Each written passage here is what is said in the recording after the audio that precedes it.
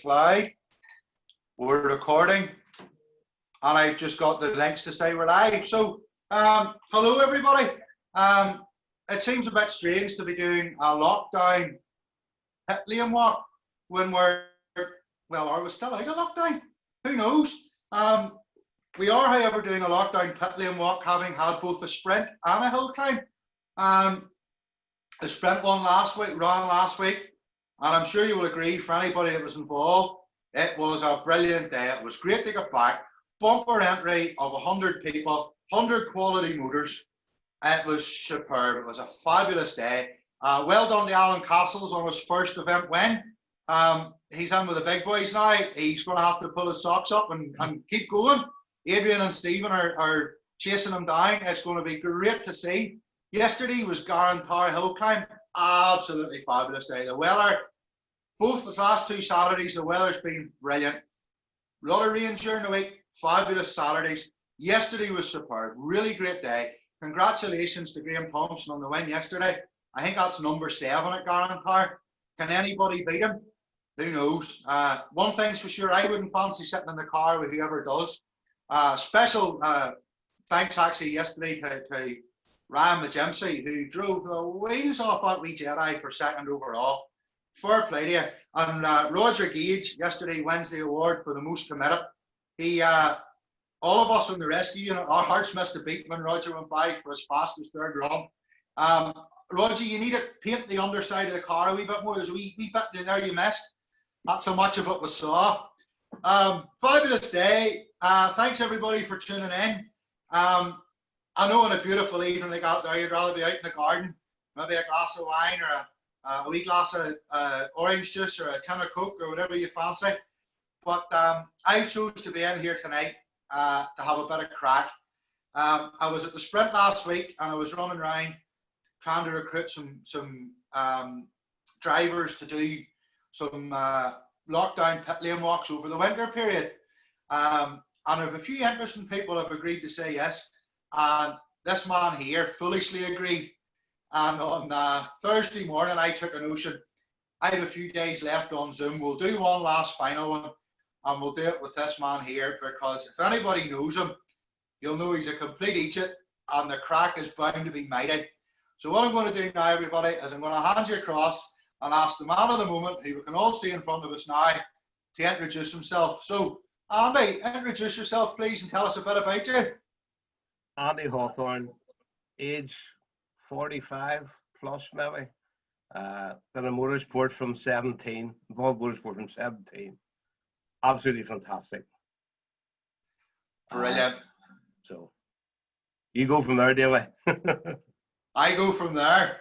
Yeah. Right, well, we'll start with the simple one. Maybe actually in your case it's not so simple because you have a choice at the minute. But Andy, what car do you drive? We drive a Lotus Vauxhall, 2-litre Vauxhall engine, Reynard. It was a 1 series. It's fabulous motor car now. It does what you want it to do. Fabulous motor car.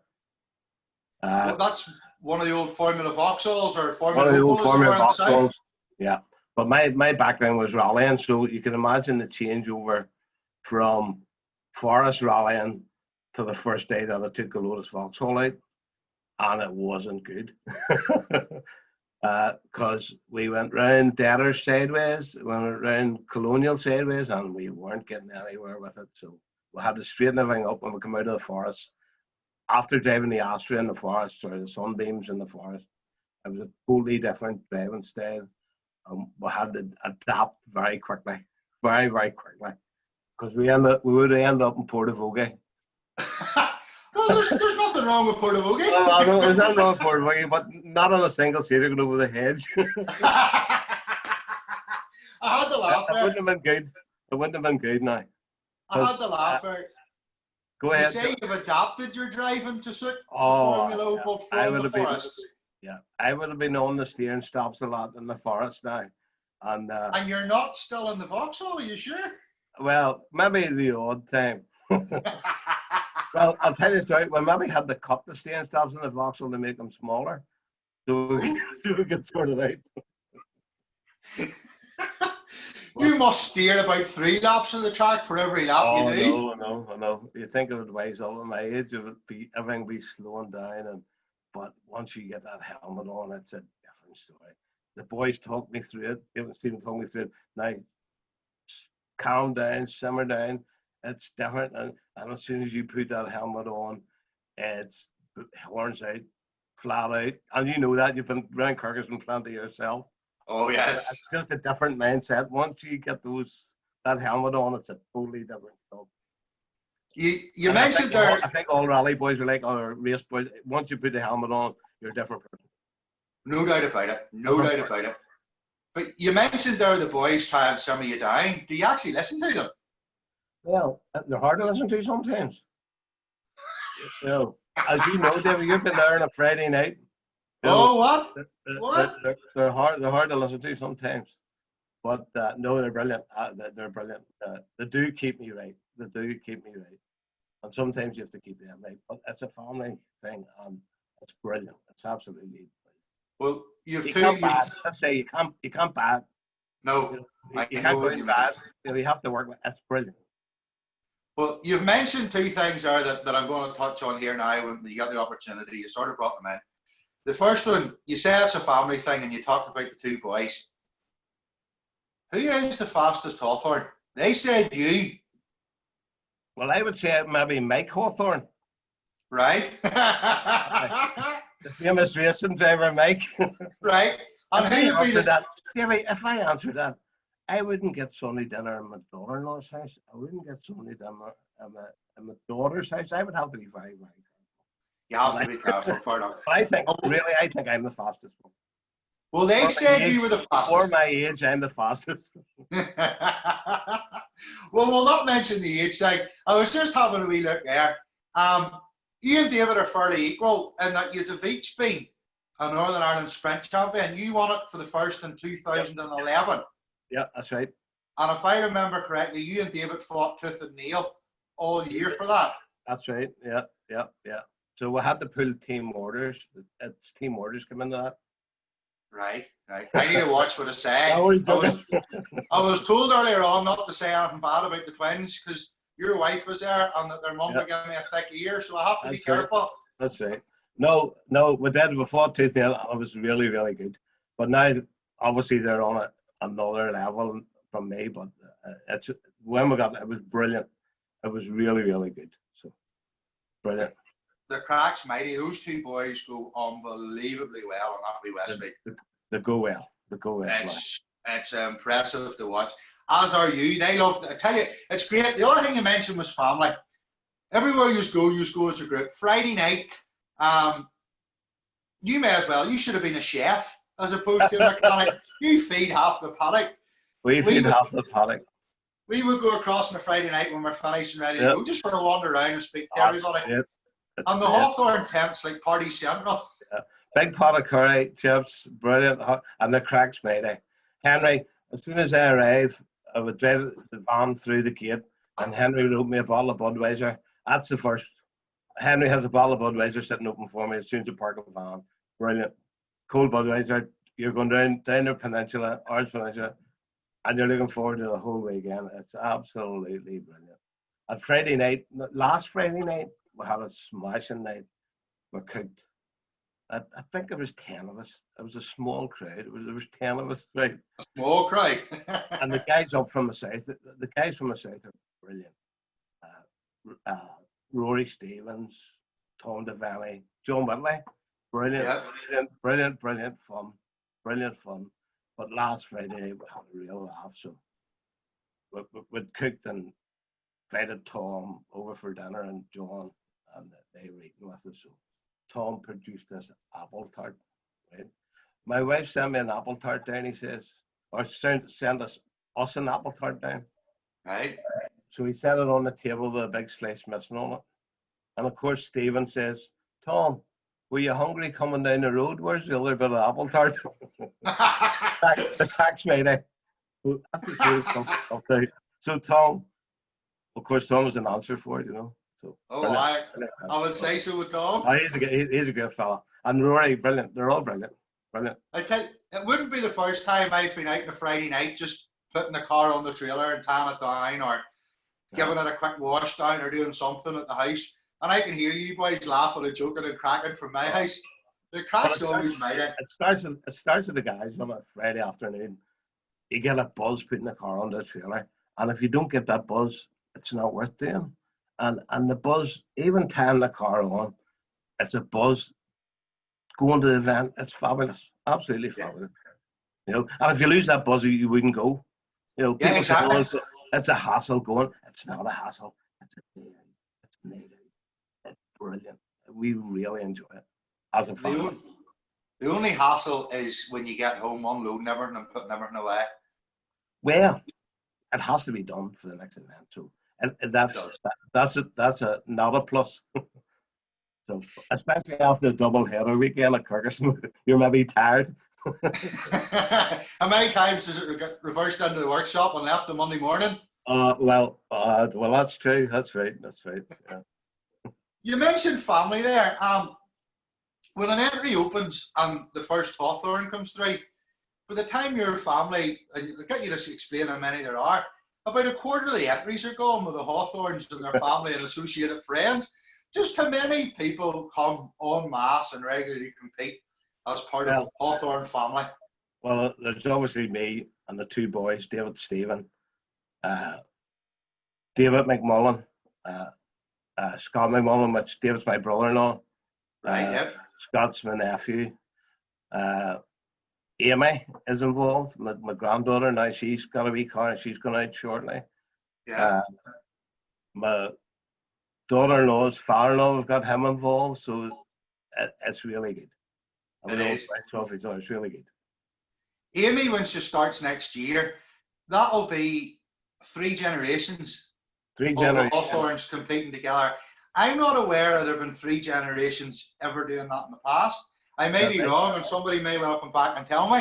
Yeah. But I'm not aware of a 3-generation family competing at the same time. Yeah, well, Amy's got a wee Clio for next year, and it's the most polished Clio. Now, the wind will just go over because she polishes it every week. That's good. That's good to see. She's working at it, and she's polishing around it, and she's really looking forward to it. Now, she would have been out this year, but with the COVID thing, it just didn't happen. There was no point, and no, she's happy enough to wait till the first sprint next year. So I was talking to her yesterday, trying to encourage her out, and I don't think she would take a lot of encouragement, to be honest. Oh no, she's great now. She just fits in, and she knows everybody and knows what's happening. And she's like my daughter from years ago.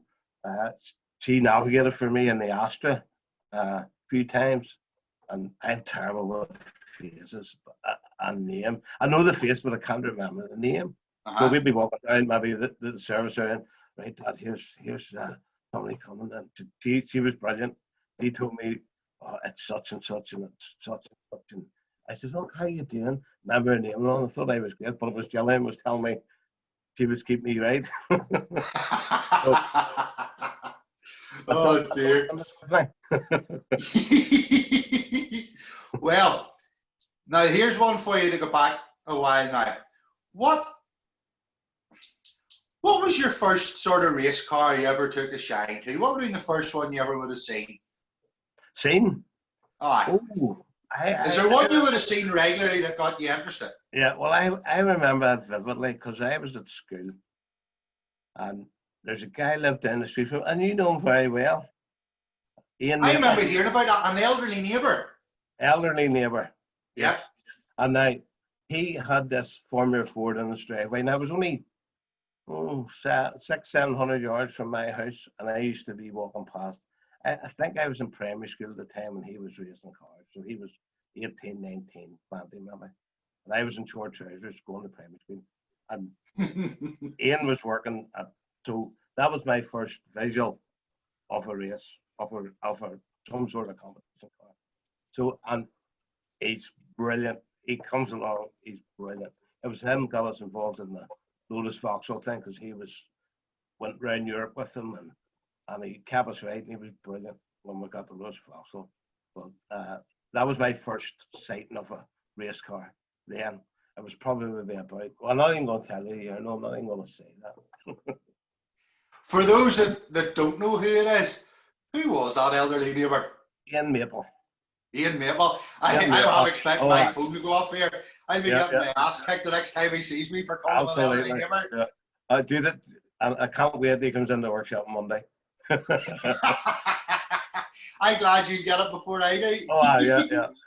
Well, properly now, what got you first involved in motorsport in the first place? Well, I worked in the Vauxhall dealership in Dunmurry, Savills, and there was a guy, Bertie Law. He was probably be well known around the country. Yes. Absolutely smashing fella. He asked me, I was 17 years of age, and he asked me what a service for him. Right. He ran a Magnum. He was just starting off at that stage. He became champion, Southern Championship. He won Southern Championship and stuff. But he was in a Magnum at that stage. He was doing road rallies and he was doing stage rallies. But he asked me to come and service along with him. So just, you know, it's like you get sucked into it. You know, it's absolutely brilliant. I tell you what good memories. Strange thing to say, but the smells, you know, cow dung and exhaust and brake pad dust, and it's the smells that you get involved. It's brilliant. You know, then road rallies and it was brilliant. Excuse me. And he was really good. We were all around Ireland with him, Lynn and I, and servicing, and it was really good. And you talk of the smells, the most famous smell. I got a few wafts of it yesterday as well at Garn Point. Castellar. Oh, yeah. Well, they always used to say about Castellar years ago, when we were not about years ago, they used to put it on the fire on a Sunday morning and read the motor news. That was always the thing that you done on a Sunday morning. You got a Castellar on the open fire and reading the motor news. It was the best thing ever. And was it good? Was it? Oh well, we had electric fire, so I don't know. It mightn't have worked if you tried it. Maybe they blew the fuse. So you first of all started then servicing for Bertie Law, and where did the length come from you servicing to getting behind the wheel? We got it. Well, there's a guy that I worked with when I was 15. He worked in the body shop where I served my time, and I worked in the mechanical shop. Now he was older than me. He's probably about, I hope he's not listening, but he's probably about 74, in around that age. But he was absolutely brilliant engineer, and he could have fixed anything. So he then started to work for himself in Dunmurry, just up the street, up the road from us. Right. So I would have went up at night and he'd have been making panels for Aston Martins, and he fixed everything. He didn't buy it. He was an absolute superstar at fixing anything or welding anything. So learned a lot. It was only 17, 18 years of age. Yeah. And I worked there. And I give him, we didn't get paid, but it was an experience. It was absolutely brilliant. So we decided in 80, I think it was, well, I had my first sprint, my first ever competition was in an Opel Kadett GTE Coupe, 1900. No, like Little Magic, like Brian Culture's Little Magic. Well, it wasn't similar to his, but it was a basic. There was a roll cage in it, and there was a diff in it. So the guy that owned the car owned an Opel dealership in Belfast. Right. A guy called Fred Wilson and Leapers. You've heard of it. Probably older people would probably Wilson Leapers. He had the dealership in Belfast for Opels, just because Vauxhall was separate. But he used to send, when I worked on a wee bit work at the house, and he sent the axles and the gearbox up from the dealership, and I overhauled them. Right. So done that for a few, and he says, "Look, Andy, I've bought a wee rally car. Do you want to use it?" Because he didn't drive. He says, "I bought this rally car one day. I'll drop it up there." So he dropped it up. I had it for 2 years. Give me it free for 2 years. And it was a brilliant thing. Actually, Ken Shields, you remember Ken Shields? Don't think so. Done sprints and hills on circuit. He was an older guy. Done circuits and sprints, and he was a very, very good driver. Now drove Porsches. He drove Crestas years and years ago. Viva Right. GPs, but shared it a wee bit with him. So my first event was Larne Park. It was at the head of the town in Larne. It was a park right at the wall at the top of the town. And was that a sprint? It was a sprint. A sprint through the public park? Yeah. So I drove 2 tires in the boot, no, 2 tires in the back seat on my own. Didn't know anybody. I put an entry in. Paddy was only, well, Paddy looked young, so you can work that one out. Paddy looks really young. Even Paddy is, That's so awful. he doesn't let me say that.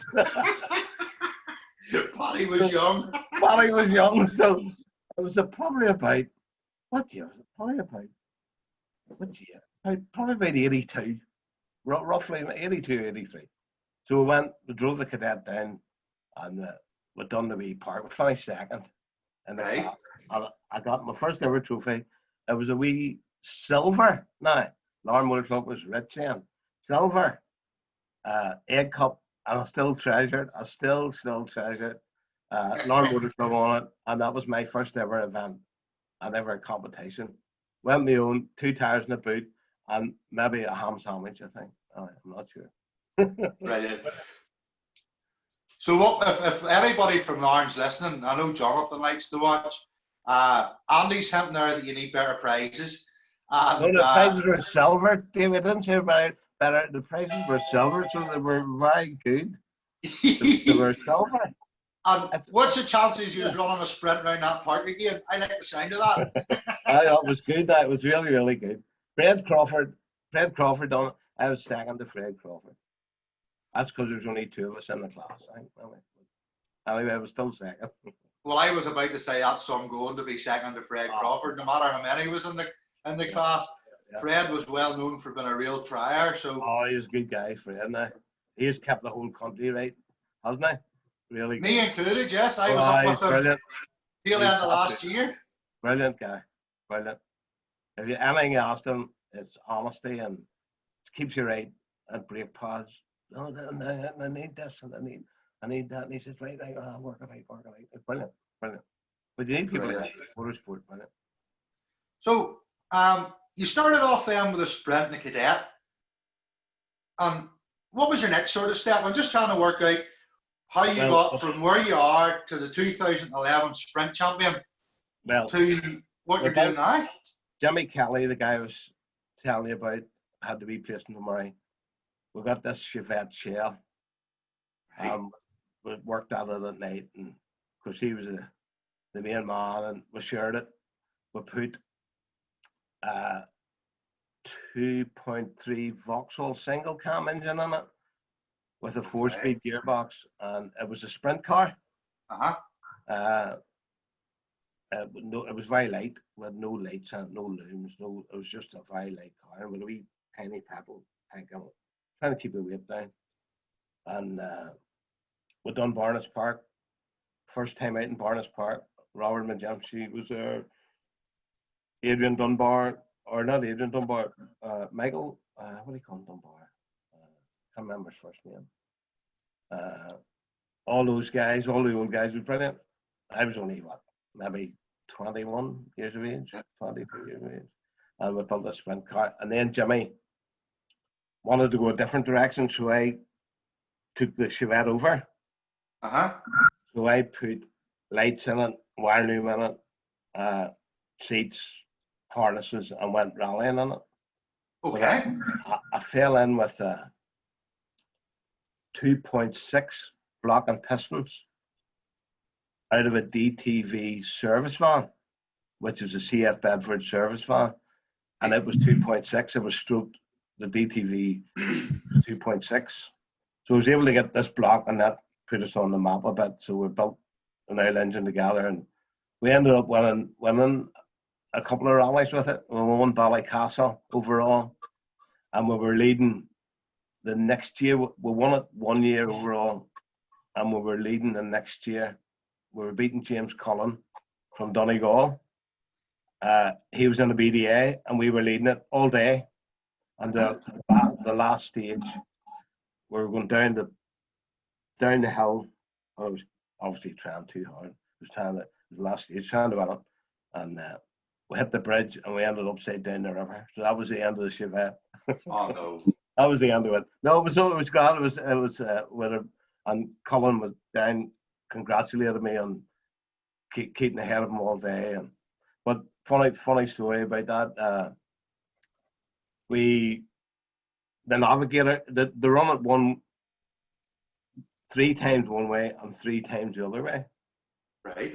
So it was right on the side of a hill, and you can see Rathlin one way, Rathlin Island on the top of the trees, and big tops down in the trees.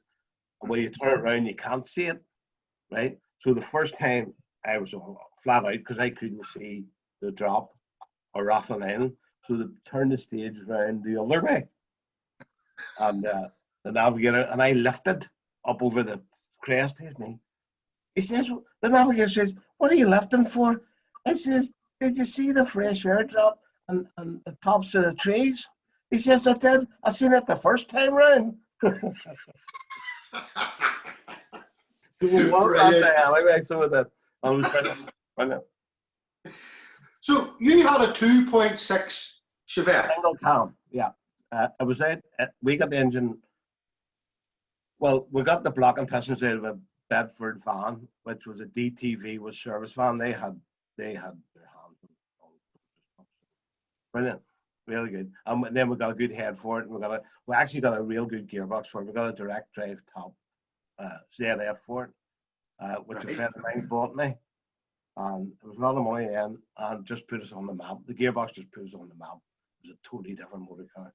Because you think every time you change gear, you think it was timed to the camshaft. It was brilliant. You never missed a beat or never missed a rev. Brilliant it was. So that was my first rally car. So we built. We took the engine when it got wrecked. We took the engine and box out of it and axle, and we put it into a 2-door Skona. When the Skonas weren't, we put in this 2-door Skona, and we put the Vauxhall engine in, and we had good results in it. Now we're 3rd overall in Cavan, and Monaghan I think we're 5th overall, and then the next one we wrecked it. So it got wrecked as well. So we've had good times. Now with Sunbeams and Astras and stuff, it was good. You actually, I vaguely remember you sprinting in an Astra. I before you started with single seaters. I had 2 Astras. I had a Group N Astra first. It was a really good car. It was a well put together Group N car. We used to have battles. Do you remember Phil Cherry? No, had a Sierra 4x4. Yes. Well, we had a Group N 4x4 or Group N Astra. We were nip and tuck all year with Phil Cherry. So we done the Cone Crusher. Do you remember the Cone Crusher? 24 stages, starting on a Friday night, went right through the night, and then the service halt was in Garva. So I'll tell you a funny story. We were seconds all night. We babbled all night with Phil Cherry, and he had a 4x4 Sierra. I had this Astra, and breakfast halt in the Imperial Hotel in Garva. So car park across the road. There was breakfast halt. So 2-hour breakfast halt. All the boys are sleeping in their cars, and Phil Cherry seen him sleeping in the car, and he was all screwed up sleeping. And I went over to the hotel night to go to the toilet. It was about 5:30 in the morning. I went upstairs to go to the toilet, and it was open this room. I thought it was the toilet. So it wasn't a toilet, it was an empty room. So fresh towels on it. So I went in and had a shower. Got washed and had a shower, right? To come out. Daylight stages, first stage, Calm Forest, 7 seconds off Phil, right?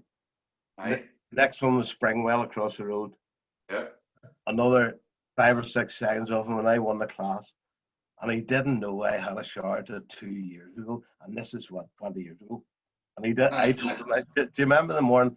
He says, where did you get that time from? And I never told him that I had a shower. I was fresh as a daisy going out to the daylight stages. I was brilliant. And you want to hear, I'll not tell you his language. The language he gave me when I told him 2 years ago I had a shower that morning. Brilliant. I'm sure it was colourful. Yeah. Was it one of the asses that the twins drove as well? Oh. One of them had a short-lived. Stephen. Was it an Astra that was they that did car. through That was away? that. The crew band car. First, Stephen. We done Eagles Rock. David had done. I think he went first, and then Stephen. He didn't get around the second corner. He turned it from an Astra to a Nova. I was a coupe, an Astra coupe. They didn't make them then, but we started the trend. Another trend set there, was it? Stevie made it a coupe. Who needs Pininfarina? You've got Stevie. Oh, you're right. I remember him talking about that one. And then, so was it when once you had it, then you went to the white one? Then is that right? I had a wee break. No, I bought a Nova. A Nova with the engine in the boot. in the boot. It was absolutely fabulous. It was a guy, Ian Jamison, engineer in New York, that built the car, right? Right. I think he done Donegal in, but he had an 8-valve Vauxhall in the back. So you can imagine an SRI Cavalier and everything moved to the boot of a Nova. So it was like a mini 6R4. It was adjustable platforms on it. It was fabulous. So we front or rear wheel drive? It was rear wheel drive. It was like Right. just the front of the car into the back of a Nova. It was like a front of an SRI in the back of a Nova. Brilliant bit of engineering. And it was running on McPherson struts in the front, Group 4 brakes on it. So we got it, and we put a 16-valve Astra engine in, out of the Astra. Probably about 230 horsepower. And we took it to a quarry sprint first in Hogg's Quarry in Drumcerne, just outside Liverpool. And then we finished second overall and won the class. Beat all the escorts, you know, all the escort men. Beat all the escort men, Glenn Allen and all them boys. Brilliant. And then we run it for a couple of years, but then the Bandit, you know, like Andy Burton's car. Bandit. So it was the Bandit, and it was brilliant. What a handling car. It just, see when you accelerated on the loose, it just, the muck and dirt that it flew out the back, it got that much grip, and it just turned in and just handled brilliant. So the Bandit. That's what I was going to say. With a short wheelbase rear wheel drive, it's bound to be a nice sort of settled thing to drive with the weight in the back. A bit pendulum-y though. There's a guy who lived across the street from the workshop. He was a school teacher. And he used to come over, remember, he bit at night, you know, if we were working late. And he says, what are you doing, boy? So he's just on about. So he ended up navigating for me, and he was absolutely brilliant on the notes. He was a natural. A guy called Martin Duffy. Absolutely brilliant. Organised. Everything, paperwork was done. No school teachers, like when you're doing the car, you have to take the note off and all. If you're at school, if you do a school teacher's car, you have to take the note off. They send you notes and all. So he was like that. He was very well organised. But I remember going into Slievenora Forest. This was his first stage, right? Right. Top of the no Glen Dunn, no Slievenora. Top first stage in the Nova. But you had to be careful because if there's a vein running across the road, it was okay on the up, but if there's one on the down, you know, like a gully running across the road, it would have lifted at the back. You know, you had to be very, very careful. That's your bounce. But we were going down Slievenora, there's a big long straight, there's like a gully running across the road. And of course we took off and landed on the number plate like this. We nearly went over end over end. Well, we got our comfort together and on down the road. And come to the end of the stage, Martin says to me, that was brilliant. I says, what do you mean it was brilliant? He says, well, I enjoyed that. He says, well, I didn't, because there was 2 passengers in the car, and me and you. I says, that's not normal, landing on the number plate. That's not normal. So that was his first encounter. But he was great navigator, great navigator. And you didn't phase him then with that sort of Oh, he dive didn't. bomb He, attack? he then went on and done other things with us and other cars, and his notes were perfect, absolutely perfect. I had a laugh here. I'm just looking at some of the comments that's come through here. Richard Munnis must be in court for him tonight. He says, Tom says you're cooking his first class. And then further down, when you were talking about Stephen and Eagles Rock, Richard has announced second corner is flat. So I don't know what you make of that one. Would you try it flat? Well, it depends. It depends if it's your first event. And well, he maybe got the first one wrong and didn't get round the second one. And your Stephen actually has thanked me for reminding everybody about the Asper story. So I just seen them go up the corner. Because I'm using the iPad, I can actually read some of the comments this time. And I saw them flicking up. So we'll wait and see what comes next. What was I going to say to you next? Let me ask you then, the Nova, with the rear wheel drive, was what the sort at the band. That was a real shame because, as you mentioned, Andy Burton, it killed all those home built. It was unfair. It was unfair. You could have swapped times with, as we call them, swell guys. You could have swapped time with the guys that were spending loads and loads of money, where we didn't have it, and it was like it was like Majimsies. They're brilliant. They're absolutely brilliant. It's all their stuff. Everybody should take a leaf out of their book.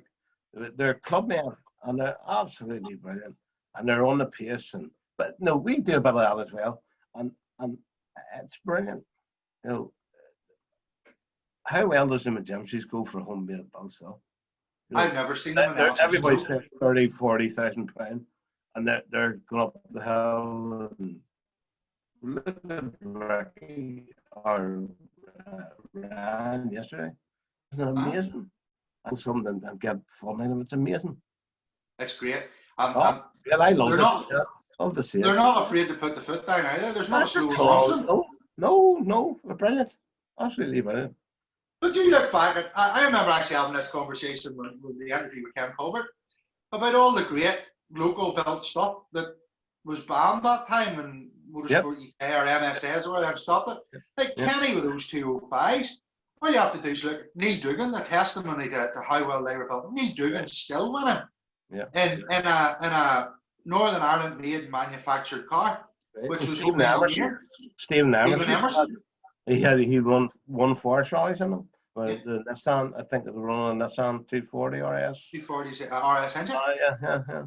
Look at him and McAleen and some of the stuff he used to make. Oh, that's right. On the floor, chalk on the floor. But all that was all spoiled, and it's a shame because, like, don't get me wrong, we've some fabulous motors now. The days are going out and building something. Yeah. Apart from the Majimsies, it's gone. People don't do it anymore. Or even Matheson. Eamon's brilliant at that.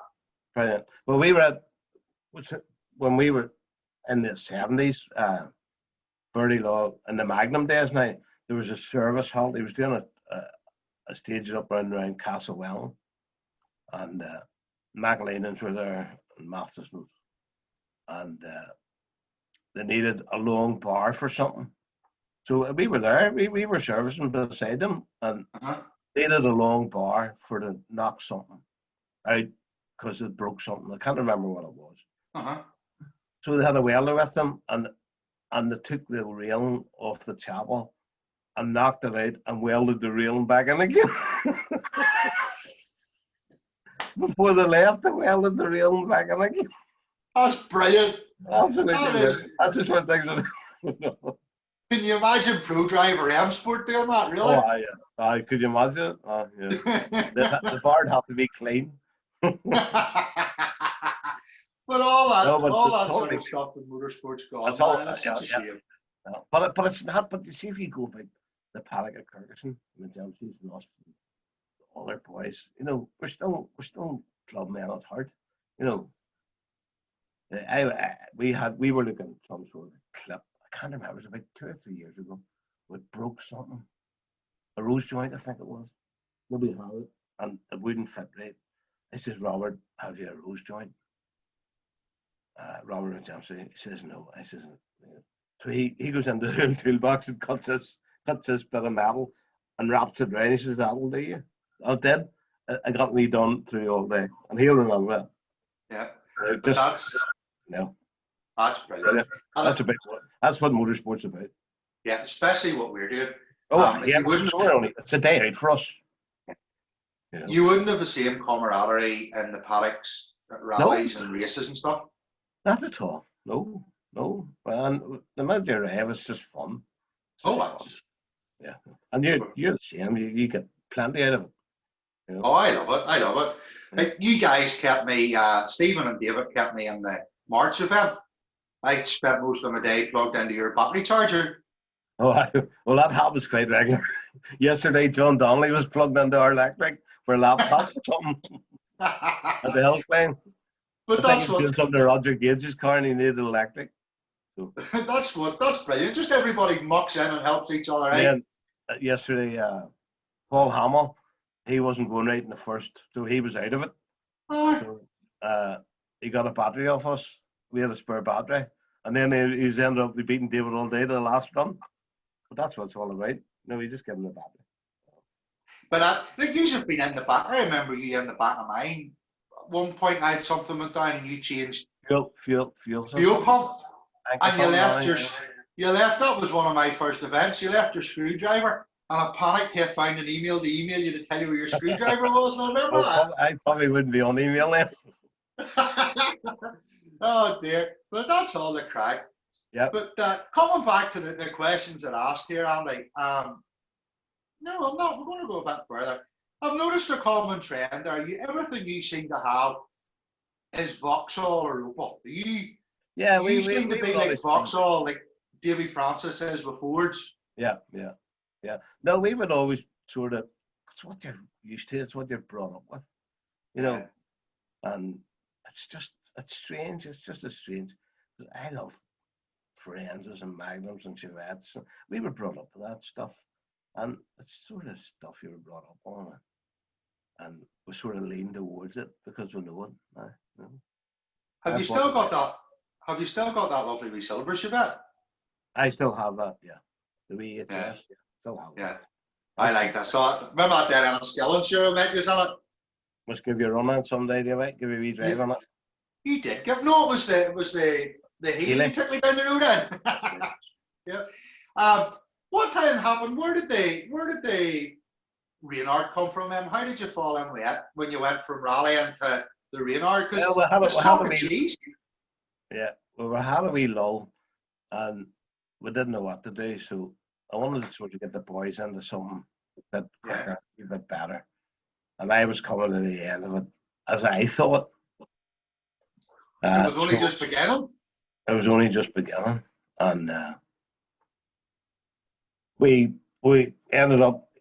We mentioned to Ian Maple, because he's a friend of ours. He's in the workshop all the time, and he says, "Well, he could do worse than a wee Reynard loaded Vauxhall." So Simon Wood said had one land. I must land for a long time, so we got it, stripped it, got it going. Took us a year to get it right, but once we learned it, and it was great. It was great, and it was like a different challenge for me. It was totally different characteristics. And a corner speed is frightening when you're used to something that you go in and you fire it sideways, but you can't do that with a single seater. Who said that? Because you still do it. Oh well. You don't lose at all, like. So we got, and it was brilliant. Once we got, and David and Stephen both got on it. Well, obviously David drove more than Stephen because they were just the way things were. He was working on it, but Stephen got his turn as well. So, but the two of us when they were in it together, they were very, very close, and they're still close in the wee Westfield. And then I just got on it, and it was brilliant. Like I won another championship. How lucky is that? How many people would love to win another? I was just very, very lucky, man. Very, very lucky and humble about it. But no, it was good about it. Bertie Law in 70 something had won the Northern Irish Sprint Championship. No, 80 something. And so my name was along the greats. No, there was we won't see the names on the Northern Ireland Sprint Championship Cup. It was the actual cup. And I was really proud to get alongside Bertie Law because he was good to me. And then David's name on it 2 years later, which was good. You know, your father and son's name on it, you know, and Woodsheads have been on it, and it's really nice to get it. And it was really nice to win Cultural Hill Climb on it overall. I forgot about it. It was, well, it's the oldest hill climb apparently in the world, and it's nice to get, and we wouldn't have got the chance at anything else on either Lotus. You know, you wouldn't have done an Astra, you wouldn't have done an Nova. So we were able to get the chance to do that, which was fantastic, you know, and it was great. It was great. And the party after, it's great as well. Of all the cars you've had, what would be, maybe this is a question that's impossible to answer, what would be your favourite and the best to drive? Oh, that's a hard one. Probably the Chevette, because I loved it, and I built it myself, and it was, I won rallies with it, and we were second overall and third overall against better machinery, and we cut the bulkhead out of it, and the engine was set away back in it, and it turned in. There was no weight in the front, and it turned in, and it just done what you wanted to do. It was brilliant, and it was just great. Now it was a brilliant motor car because there was no weight on it, and it was hand built, it was home built, and it was good. I loved it. Yeah, something like that there is just irreplaceable. You know, you'll always enjoy. That's right. But memories, you need. It's all about memories with motorsport. You know, you can sit around the fire and throw a castle on, and, you know, have loads of memories, which is brilliant. But at the same time, you've won things and you've had results, and people can never take that away from you. Exactly. And it's just, we've just been very, very blessed and very lucky about it, you know. And as I say now, Amy getting involved, family, it's brilliant, absolutely brilliant. You know, and if she's anything like her dad and her granddad and her uncle, she'll be one to watch. Well, see if she's not, she's in trouble. Well, my next question, I think we've sort of answered it. I was going to ask you what was your first competition car. Yeah, but we've sort of done that. So the next one then, what's your favourite event and why? Now, literally, a lot of folks say to me, my favourite event would be a hill. It's whatever your favourite event is. What's your favourite event and why? Ooh, that's a hard one because they're all good. When you let that clutch out, they're all good. You know, but it's very difficult. Calm Forest and Calm Forest would be brilliant. I've went through it in different cars, and it's a brilliant run through. Fast Forest. It depends what way they're on. There's loads of ways they can run it, but brilliant forest. Loved it. Some of the hill climbs are good too now. So I was sort of under pressure with that one because Friday night, the sheep got out when we were down at the hill on Friday night. Right. Sheep got out onto the road, and the farmers herding down. Get the guarantor school. Yeah. So he asked us to block a road off so they'd go into the school, because we chased the sheep into the field. And Ivan Linton, you know Ivan, out of Mid-Antrim? Yes, I know who you mean, yes. Ivan says, now, when you're getting interviewed tomorrow night, remember which is the best hill climb, because I have you running after sheep down the road on film. Get it shared if you're watching. Now, who was it shouted dinner is served? Somebody's bound to when the sheep come running towards you. There was a load of them. I would say we hadn't met then if there was a load of us. Fresh meat, I'm sure that was shouted too. That's right. Oh, brilliant. I've lost myself now. What was your favourite event? Yes, Calm Forest, I've been through Calm Forest a time or two as well, but nowhere near the speed you've been through it. I've been through it as part of the rescue crew on our van, our Sprinter rescue unit. And like, that's some stage. Yeah, it's good stage. Don't in the middle of the night, don't daylight, brilliant stage. There's a big Cam's the one with a really long, fast straight at the end. Exactly. And I lost an Astra in it in 5th gear. A road going Astra, the Group N Astra, which was geared standard gearing, so probably 130 mile an hour.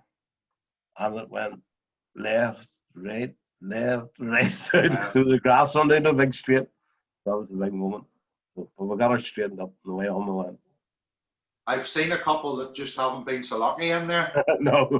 One immediately springs to mind, and we're not going there, but it was an eye-opener for me.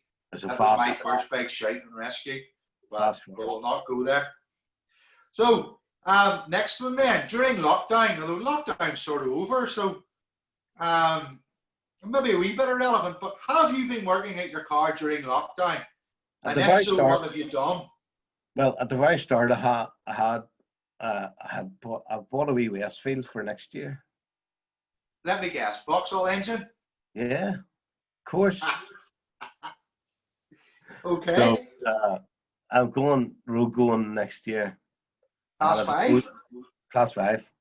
Good. And if it goes well, we'll maybe go to Class 7. So we'll see how it goes. So I've done a wee bit at the start of lockdown, but not that much. So I have it well on now, but we're getting there. Well, it'd be good to see you out in Class 5, because Class 5's gone from a one-man show with Gardner, and then Richard came to play, and now Stephen, Rob. Stephen Rob, and now that's 4 in Class 5. Yeah. That'll make Class 5 very interesting. For a while there, nobody wanted to play with Richard, and well, we all know why. But now that there's Stevens there and you're there and Gardner, that'll make Class 4 or Class 5 very interesting. Yeah, and there's another couple of people have hinted about wanting to have a go in it. So yeah. Be another class that's on the up. Just another level, isn't it? It's just something different. So Rudy Tate's just come on and says stay away from Class 7. If Rudy would drive straight, if Rudy would drive straight, he spends most of his time going sideways. But no, Tom, I have been nothing to worry about there now. I hear you. But those wee Westfields are great crack. Well, I drove the boys now at the end of last year. No, end of last year it must have been. I loved it, that wee bush. I loved it. It was absolutely brilliant. The noise of it and the way it turned in and the way it handled. Gives me fancy one of these. So we got the hold of one. So we're all working on it at the minute. So hopefully we'll get out next year. Well, even at that, Class 7's turning into a good Class 2 with Jim Hutchinson coming back out. You saw him last week. He was in form, and he's still learning it. Yeah. And David took a step up to try and catch him, and Graham Boyce going well. Yeah. That was one heck of a drive from Graham. And his son has really picked up as well. He's getting quicker and quicker. Craig's going really well. Stephen. Yeah. Scott has got the bit between the teeth. I watched Scott yesterday. Scott had a really good day yesterday, hadn't he? But he's so neat and so precise and so just good to watch. I've trained him, so he shouldn't be neat. We're going to have to talk to him. He'll have to get the stage stops on. We'll have to talk to him. And David as well, David McMullen. He's coming on leaps and bounds. I think Scott's going to have to slow him down. If David keeps going the way he's going, he'll beat Scott at the end of the year. Did you imagine? I'm saying nothing. But here, it's all great crack. There's 3 good classes there, 5 and 7 straight off those wee Westfields. And isn't the McAleer timing absolutely? What an effort those guys put in. Yeah. Wendy and Declan. How good? You get your 64 feet. You get your split times. You get your speed. What an effort those people put in. Absolutely brilliant. You know, Yeah. and all the boys were looking, oh, I beat you in the first 64 feet. You know, it's a talking point. And everybody's It looking is. at the times and saying, oh, and my 64 feet was better that time. Do you know what I mean? Yeah. So And, what an effort they put in for to give all that information to us on our phones. yeah. Well, that's what I was going to say. Where do you get it? To take it a stage further, I seen that yesterday, yeah. all that's on the phone and live and uplink within about 15 seconds. But to tell you better than that, Declan actually could do an awful lot more. He has bigger and better ideas, but the system can't cope with the amount of information for the things he can do with it. Or he could do a lot more, provide a lot more. He's the detail of stuff, and he starts to talk to you what he would like it to do and all. It's fascinating. And I know they're watching. Patton sits and watches. Yeah. Well, how professional are they? They're brilliant. Brilliant people, brilliant. You just couldn't. You can't replace that guy. Absolutely brilliant. You know, he's at every event. I'll tell you a story about him when we got the Lotus Vauxhall, and Declan remember this if he's watching. I tell you how committed the guy is. One day at Nuts Corner, his van broke down going to the event. I remember that. He got a breakdown truck to bring his van to Nuts Corner to do the event and got a breakdown truck to take it home. Yeah. How committed is that? And if memory serves me correct, he wasn't really that far from home when it happened. No. The other people would just turn my van broke down, breakdown truck, and brought it to the event and took it home on a break. How committed is that? Brilliant. I remember that. I remember vividly. I said, how committed is that guy? You know, and for our time and for our day out, you know what I mean? And the information that he gives is brilliant. And everybody, I would say everybody that's listening to this tonight would agree with me. He does it's brilliant. You know, you just can't replace the guy. You know? Yeah, it's brilliant. Like last week, there was Wendy and Declan doing the stuff in the van. That's Pat, right. Ronnie. Pat was in the van, that's right. Yes, Pat was in the van too. He was controlling the cars off the start. That's right. Ronnie was doing the start line. Mm-hmm. And they were running all that stuff, plus all their live cameras, plus all the live feed. And we were, by the time you would come in and get out of the car, your live time was up on your phone. That service. And yesterday they were running up and down the hill with a quad. They've been up the rock face and put we were there. Outside the rock face to hold the wires to keep them safe. We were there Friday night and he was up and down the week. And the wee fella now, Declan's wee fella's got his license, his young license to do marshalling and stuff. Yes. Brilliant. And one of the sons was there last week too, because he was driving Pat and Ronnie round at the end of the day when they were gathering up the timing wires and the equipment. He's driving a quad? That was a car. They were gathering the equipment up. They were gathering the equipment up. It's a real family affair. Oh, it's great. It's great. You know, he's there and he just does it. Oh, they're brilliant. They're brilliant. They do so much. So all those marshals are, you know, how do you replace them? You know, Craig and all them boys, and they're brilliant. And even Trevor Roberts, like he's a good wee marshal. He's good. Oh, here, I tell you what, you're not too bad yourself. You did a queer job last week in Paddock Assembly, gathering everybody up. It really made the day go so slick. Yeah, it was a good day, and I enjoyed it. I actually enjoyed doing it, and just dealing with people. It's great. It's great. Putting a wee bit back in, it's great. You got a bit of crack and a bit of carry on, and most of us listen to you. Right? Most of us listen to you. Most of them. But that's what it's all about. I like doing in there the odd time too. Yeah, that's good. That's good. You get to meet the people. And how much forward is the girls coming on? Brilliant. Like Dades and the wee girl Emma Campbell. From last year, and I done Pitlane last year, and I watched them, and I tried to fit them in, and I done it this year. And how much quicker have they gone? Yeah. You know, Catherine Donnelly, how much quicker has she gone? You know, what was Catherine last week? Catherine was 39th overall or something last week. I don't know, but she was going. No, all the girls are coming forward. So Yeah. Amy needs to step up to the plate, doesn't Oh, she? I. Oh, Oh, yeah. she's gonna have to hit the ground running. Oh, absolutely. I'm gonna have to dodge her next week. Well, what would be your most memorable moment in motorsport? Ooh, memorable moments. Probably winning Cultura, Uh-huh. or probably Cultura, because it was a hard fought battle with Chris Houston, and probably Cultura, and it was good because it was masses of people there. Yeah. And we were. It was a good day. I liked it. I did. Yeah. I enjoyed it. It would probably be one of the most, or winning Ballycastle, one or the other. One's as good as the other. But we've had a few. Great. Well, to beat Chris Houston just goes to show the pace you were on, because everybody knows Chris. Chris is no slouch. Oh, I no sledge. We just it was very, very close all day now. I just picked it, and brilliant memories. You can't replace them.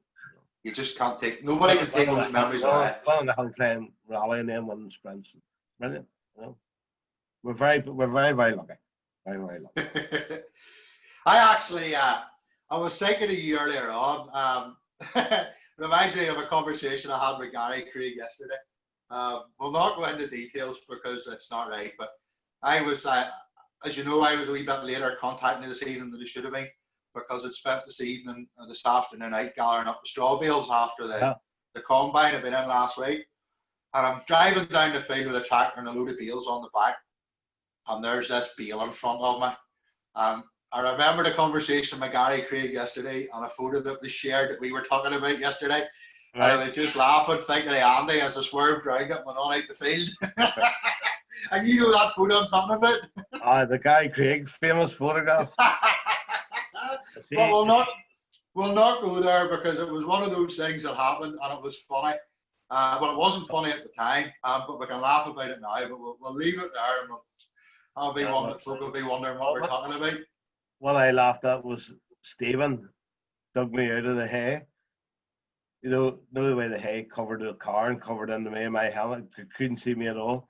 And he'd seen these wee hands sticking me out of the hay. I was like, where's the gummies getting up out of the car? But had Stephen not done something similar 10 minutes beforehand?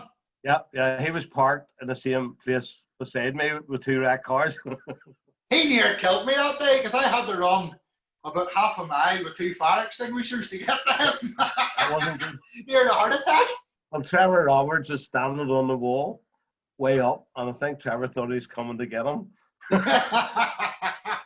But here, listen, at least we can laugh about that now. That's right. Yeah. At least we can laugh about that. But we'll move away from those sort of topics just and keep things funny. Who would be your motorsport idol? Oh, it has to be Johnny McRae. It has to be Johnny McRae. Because he's a magnum? No, because he was such a humble fella. I sat with him between.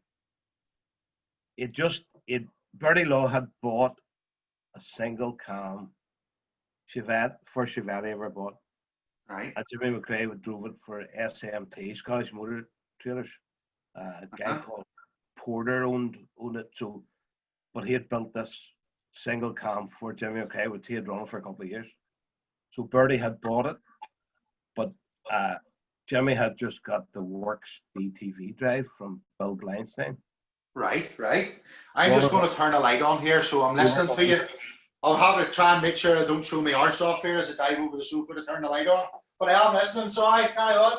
So he had got the Works drive for DTV Chevette, and they brought it up the Galloway Hills where Bertie was doing the Galloway Hills. Right. Single cam. And so we were at breakfast, and the guy that run the DTV says to me, "Do you want to go down to to the scrutineering with Jimmy in the car. So I was in the works DTV Chevette with Jimmy down the A75 in Scotland, and it was absolutely brilliant. And then about a long time after that, I had the school know what you built I was telling you about. Yes. So Queen's University was running like a Marshall's Day or a club day for club members and for marshals. So they asked me to bring the car up. I brought the car up, and Jimmy McRae was the guest driver. So there was cars there for him. So I was taking marshals around and taking in early days before all that marshal stuff started. Yeah. Club members around. And Jimmy came over and he says, "Do you mind if I drive your car?" It's me. No. I says, "But I'm going to be sitting with you." So I sat with him. So, you know the gate up in Nuts Corner? You know, the one where it takes you over to the wee bump before the hairpin? Right, Yes. right at the top, the very fast corner at the top. Yeah. So I'd have been going around that, coming up that maybe in fourth gear, down to third, car going twitchy. And so I got him beside Jimmy, and he pulled fifth gear going over that in my car. So that was a really good lesson. What a smooth driver. I was down gears, and he says, "He's not getting around this. He is not getting around this." So he pulled fourth, and I was coming down in the third at the same corner, and he pulled up in the fifth and just drove around it. That was a brilliant lesson to me. Brilliant. And it was so smooth and so humble. He was brilliant. So I love him. He's a great driver. Did you try it in fifth gear yourself? Oh, yes. We learned a lot. With as much success as he did? Oh, we've done all right. So that's why you're so quick at the top half of the Nuts Corner circuit, because you're going with Jimmy McRae's lines. That's always in the back of my head. If Jimmy can do it, I can do it. Brilliant. That's a nice one. I like that one, so I like that one. That's class. So you always learn something every day, don't you? You definitely do. Oh, you learn something every day. Well, tell me this. This is one to get you thinking now. As if I haven't done that enough. If you could drive any car, anywhere, what would you like to drive and where? I was thinking about this one, and you probably don't know this guy, and some of the boys might know him out there. A guy called Will Sparrow. He rings a bell. He was a works Vauxhall Magnum driver. Right. Before Chevettes come out, you know. Would love to sit with him in Camp Forest in a works Magnum or a works Forenza. He was an absolute superstar. Didn't get to recognise him that he's good of God, but he won more Group 1 than Group for Vauxhall. It was brilliant, absolutely brilliant. Did I see his car for sale last week on Productions? You did, yeah, you did. Restored one, yeah. Will Sparrow Magnum. So that's years ago. So his name's still there. You know, it was a really good driver. Really, really good. Soon to be seen in Dunmurray, maybe? Eh? Soon to be seen in Dunmurray, maybe? Would you fancy it? Oh, sorry, David, didn't get that. That Magnum, maybe soon to be seen in Dunmurray. Would you fancy it? Was that right? No, I'm asking. Would you fancy it? Oh yes, I would love it. I would love it. But I remember him doing the Ulster. We were in the 70s, yeah, and he was just so smooth, and he was brilliant. So you would love a run through Cam with him? With Will Sparrow and the Magnum. That's a strange one. You haven't heard that one before. No. I know where you're coming from. Yeah. What would be your favourite car? What would you love to drive yourself and where, if you had the chance? Ooh, I don't know. I've never drove an Escort. I've never drove a Mark. So never drove an. I've drove a Avenger now, which is close. But the Mark II must be something special because everybody's got them. Do you know what I mean? And I've never ever drove a Mark II Escort. I would maybe like to run the Mark II Escort sometime before. before it's all over. Yeah. An escort maybe somewhere, maybe around Kyrgyzstan or somewhere like that. I've never drove a Mark II escort, so I'd Well, love, nice love spec. a, no, Nice spec not a Mark II. fancy one, the one with the gear stick in it, not one of these ones with all these fancy stupid pedals and going forward. No, just an ordinary escort that handles it. I'd love to run an escort. You know, all these aids, all these boys got these aids. You know, all these the gear sticks moving its own. No, there's no fun in that. The gear stick moving its own. Where's the fun in that? Just an ordinary gear stick, 4-speed or 5-speed, it wouldn't matter. So I'd love to run an escort. Happy days. It's not a big demand. Some folk like me would love a run on something really fancy, and you want to run on an ordinary drivable escort. Ordinary drivable escort, like a Pinto or a Vauxhall engine one, maybe it'd be better. A wee Vauxhall on there. I reckon off you another Vauxhall. Yeah. So happy days. Well, that's a nice thing to want. Why not? You never know. It could maybe happen. I don't know. I don't think so. Not now. Oh, you never know. You never know. Oh, there's just been a comment. I'm just going to have to tilt this forward to read it right.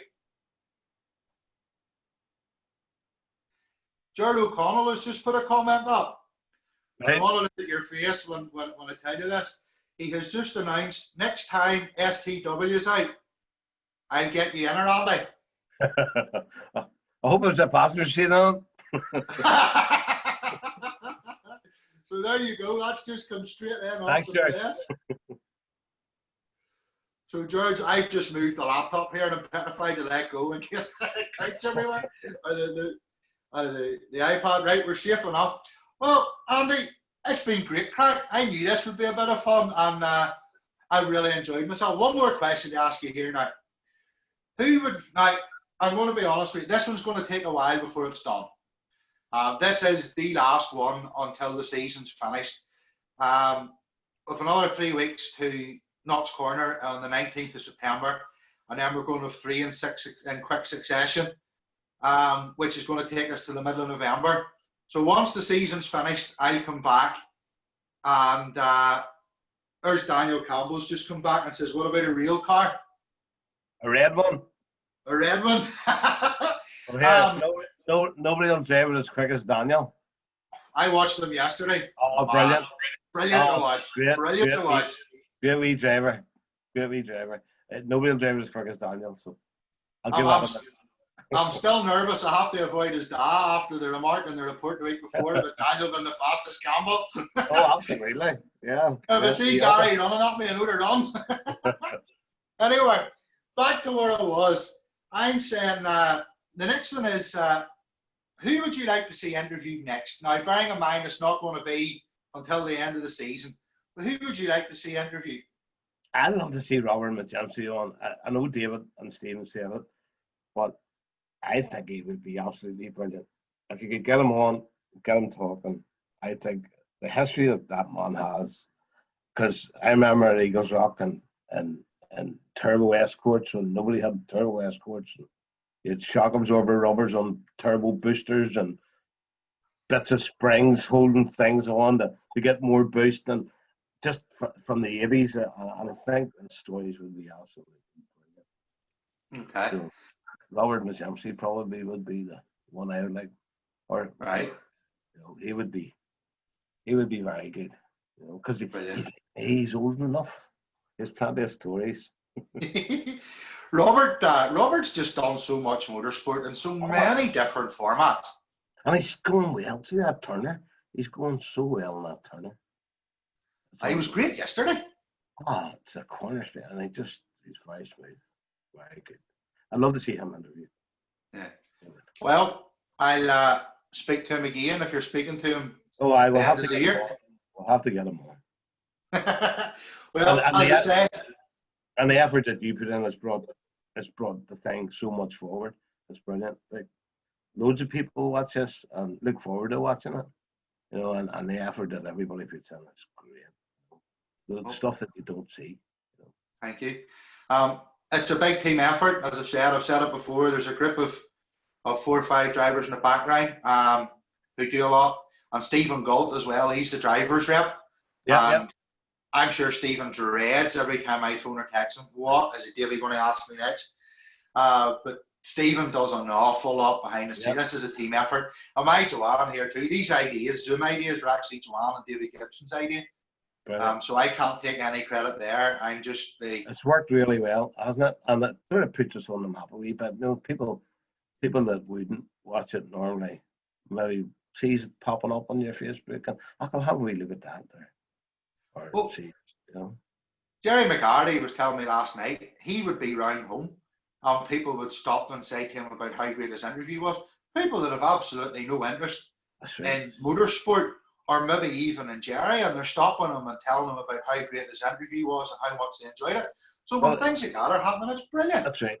And it gets you out, you know, stories that you maybe you wouldn't tell, or people that don't know you, and how good's a sport, you know. Like when I was in Wicklow in the Astra, I'll tell you a funny story before we go, and it was absolutely brilliant. We were queued up going out to the first stage. We're at the time. It was famous in Wicklow for about 5 minutes. Okay.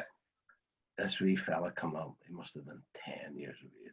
Martin Duffy, the guy that I was telling you about navigating for me. I go over to my window and I put the window down and he says, Mister, he was we southern accent. He says, Mister, could I have your autograph? I've hit the big time here. Somebody wants me autograph. Right, in the book, and he says, Mister, have you any sew-on stickers and stick-on badges? Brilliant. Work that one out. Have you any sew-on stickers and stick-on badges? In an autograph book on Wicklow, so that made my day. Well, it's just gone up in value after tonight. He'd be maybe sitting watching. A long time ago. He'd maybe be sitting watching this on YouTube going, I remember that. I don't know. He didn't look like that when I got it signed. Oh, brilliant. Andy, I don't want to stop. We've just had that much crack. I could keep yarning to you all along. But it's brilliant. Listen, thank you so much. And thanks for everybody for watching. It was really, really good. Really. Well, I had a ball. Thank you so very much for agreeing to do this. I've said to a few folk and they're all going, I wouldn't be. Is it as hard to do or as nervous as you thought? No, once you get going, that's, you know, as you know, we don't talk too much. You know, no. Don't say too much. No, the men don't talk. So it's difficult, more difficult for us than it is for the women. Yeah. You know, so get going, it's all right. It's a bit of crack. Yeah. Andy, I'm going to call it there. Thank you so much for all your help and effort. Just bear with me here because I need to switch everything off in sequence and I don't want to lose the stuff. So again, on behalf of everybody, thanks a million for being a great support in doing this, especially at such short notice. Yeah. The crack's been mighty. The comments are great. Thank you so much. So just bear with me. I need to switch this all off in sequence. So they don't lose anything. So just bear with me while I try to do this. I make an ass of myself. So hold on. We'll finish that one. Well, I hope everybody enjoyed it. And we will share it. And it's away. Just bear with me. How do I cancel this recording? That one. Shit. Stop. That's a good. You receive an email.